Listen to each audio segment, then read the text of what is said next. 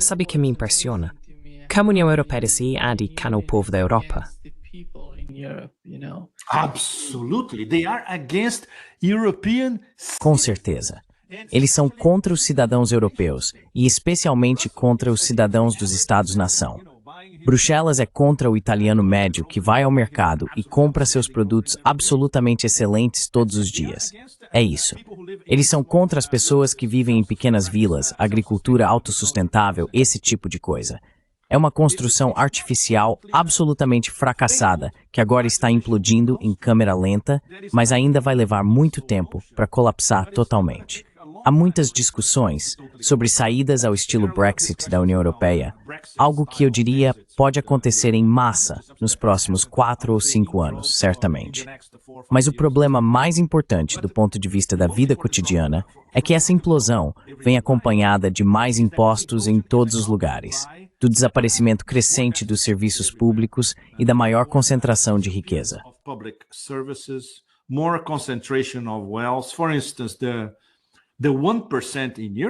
Por exemplo, o 1% na Europa.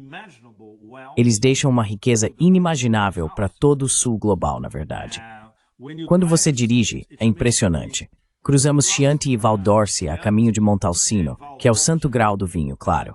Eu vou lá toda vez que venho à Itália. E meus amigos me diziam, você está vendo todas essas vilas espetaculares de 5 ou 6 milhões de euros aqui?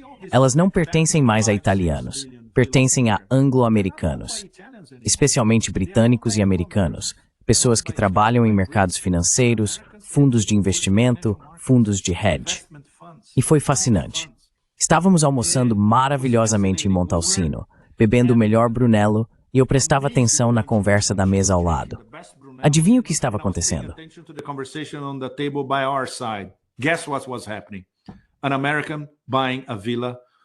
Um americano comprando uma vila de uma italiana. Acho que eles fecharam o negócio ao final da refeição. Ela estava desesperada para vender porque estava falida. A única coisa que restava para ela e sua família era a vila. E então você sabe, aparece esse americano. Ele parecia desleixado. Nem parecia um banqueiro de investimentos de Nova York. Parecia desleixado, mas tinha dinheiro. Então ele pôde comprar uma vila cujo significado ele nunca entenderia. Provavelmente uma vila do século II ou XIV com sua própria vinícola e tudo mais. Mas ele tinha o dinheiro para comprá-la. Horrível. Horrível. Horrível. Bem, isso é paralelo, tudo está interconectado, porque a União Europeia também é uma enorme máquina de lavagem de dinheiro.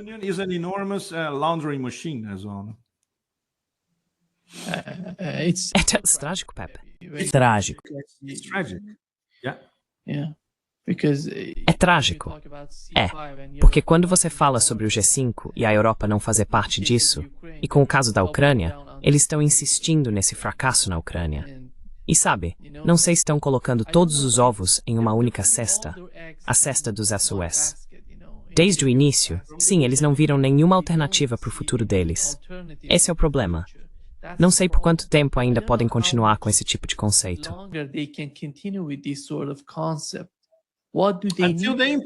Eles implodiram, Nima. Eles tentam implodir completamente. Remise fossem o allies da URLR.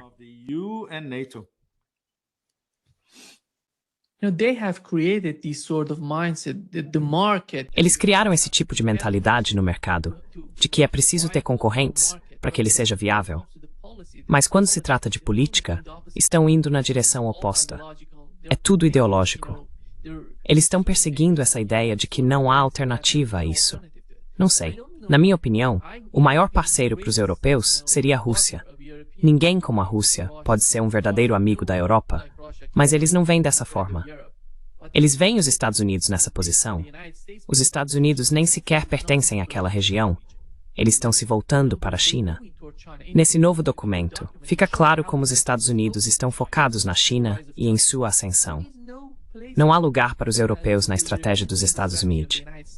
E não há vontade na Europa de entender isso.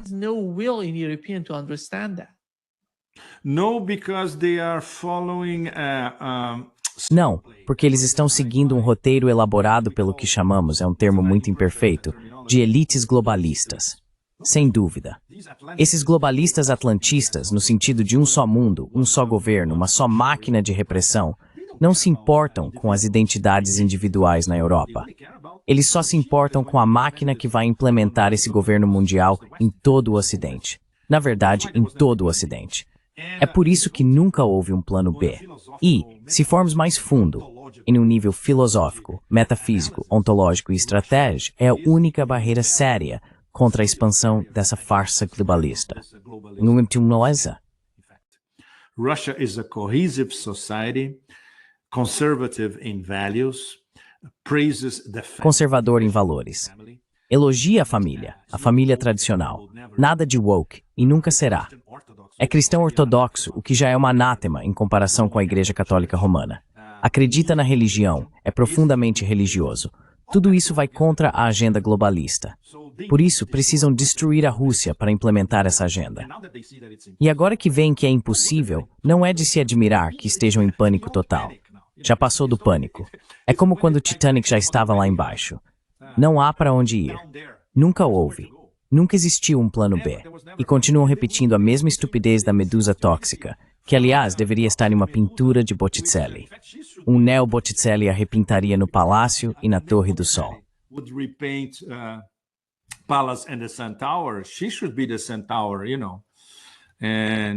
Ela deveria ser a Torre do Sol, sabe? E uma Minerva teria sua escolha, pronta para esmagá-la. E claro, aquela estupidez indescritível, a estoniana maluca responsável pela política externa da UE. Como é que alguém qualifica essa mulher? É impossível. O estupidômetro explodiu por causa dela. E claro, há pessoas dentro de Bruxelas que dizem, essa mulher, ela é ridícula. Mas não há como expulsá-la. Essas pessoas são ultra protegidas. Nem mesmo a Pfizer-Gate von der Leyen pode ser expulsa, porque ela é protegida de forma blindada. E é a porta giratória. Essas pessoas terminam seu mandato e são reconstituídas em outra instituição com o mesmo tipo de poder. Stoltenberg, todas essas pessoas. Stoltenberg, all these people.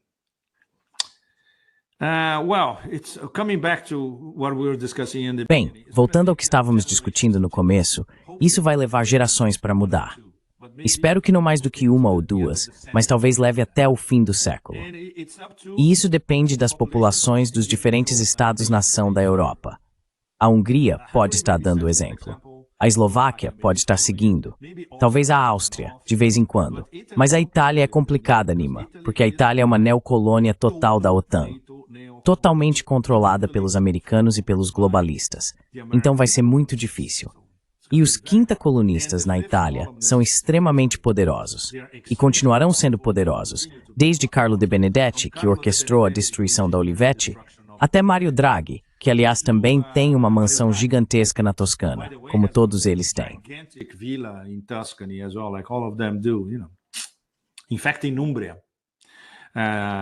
Na verdade, na Úmbria, o pessoal de lá estava me contando sobre todos os italianos ricos, que bem, a Úmbria é como uma espécie de mini Toscana, sabe? É menos lotada, tem menos estrangeiros, uma qualidade de vida maravilhosa, a comida é excelente, o clima é excelente, então é o refúgio perfeito para essas pessoas. E eles podem comprar uma vila por uma fração do preço de uma na Toscana. Então essas pessoas não vão embora. A família Agnelli é o Khan, que é dona, entre outros, do La Stampa e do The Economist. Eles têm grandes participações no The Economist. Então, quando você lê o The Economist, não está exatamente lendo a City de Londres. You're not reading the city of London exactly. You're reading a bunch of gangsters from northern Italy. Você está falando de um bando de gangsters do norte da Itália, centrados na figura de Agnelli, que era um gangster e, no fim das contas, muito sortudo. O verdadeiro grande empreendedor do norte da Itália é a história da Olivetti. Adriano Olivetti, especialmente o filho. Camillo Olivetti foi o fundador da Olivetti em 1908, e Adriano foi quem transformou a Olivetti numa corporação global e humanista. Foi incrível, porque conversei com um engenheiro de alto nível, um dos responsáveis pelos avanços eletrônicos da Olivetti nas décadas de 1970 e 1980. E a pessoa que nos guiou na visita era um ex-executivo de alto escalão da Olivetti. Eles ainda falam da empresa como se fosse sua família, mesmo hoje, já aposentados. when they are retired, you know. It's amazing. And when they give you the details of how É impressionante. E quando eles te contam os detalhes de como os arquitetos projetaram os edifícios industriais, como construíram o refeitório, onde você entra e há obras-primas da arte moderna por toda parte, como projetaram um hospital e um departamento de serviços de saúde, como construíram creches, dá para imaginar? Eles construíram uma creche no meio de um enorme parque, com pavilhões japoneses, para que os filhos dos trabalhadores pudessem ir a um lugar organicamente integrado à paisagem. Que tipo de empresa faz isso hoje em dia, em grande escala? Essa é a definição de humanismo industrial, que desapareceu completamente. E claro, foi algo pioneiro aqui na Itália. And of course, pioneered here in Italy. Pepe, Após a reunião no Reino Unido entre líderes europeus e Zelensky, o chanceler alemão, Scholz, afirmou que a Alemanha vai enviar 52 bilhões de euros à Ucrânia para ajudar o país. 52 bilhões que eles não têm, certo, Nima?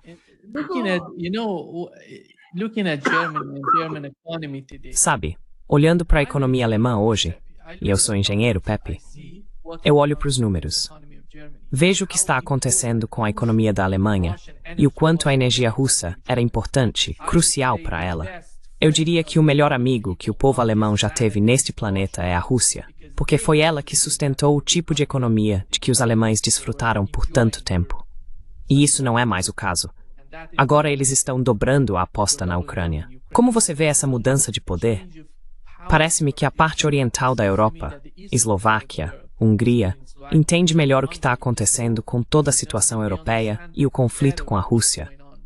Você acha que o poder na Europa está de alguma forma se deslocando do oeste para o leste? Ou há outra coisa acontecendo aí? Não tenho certeza. Qual é a sua opinião sobre isso?